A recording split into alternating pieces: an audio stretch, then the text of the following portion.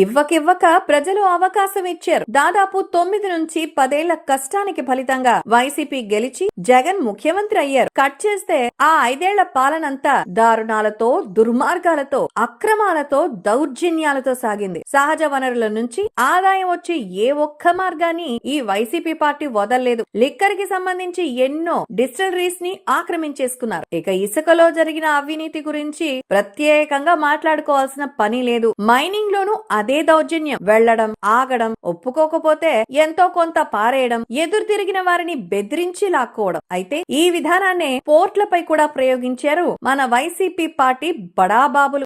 పోర్ట్లను ఆక్రమించుకుని SEZ భూములను కబ్జా చేసి తమకనుగుణంగా మార్చుకున్నారు. నో చెప్పిన వారిని బెదిరించి భయపెట్టి పోర్ట్లని తమ గుప్పెట్లోకి తెచ్చుకున్నారు. కానీ కాలం అన్నిటికంటే బలమైంది కదా. చేసిన పాపాల లెక్కల సాక్షిగా ఎవరికివ్వాల్సింది వాళ్ళకి ఇచ్చేస్తుంది కదా.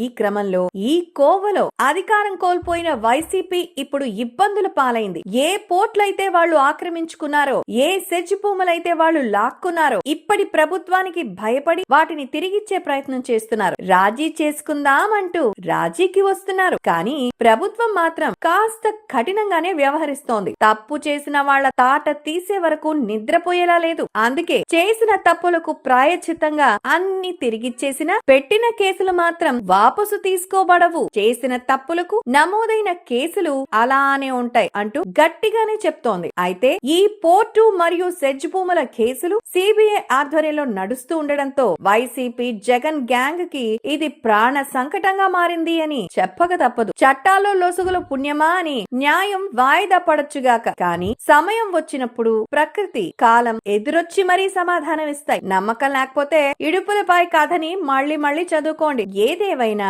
చేసిన పాపాలు ఊరికే పోతాయా? తప్పు చేశారు, అనుభవిస్తారు.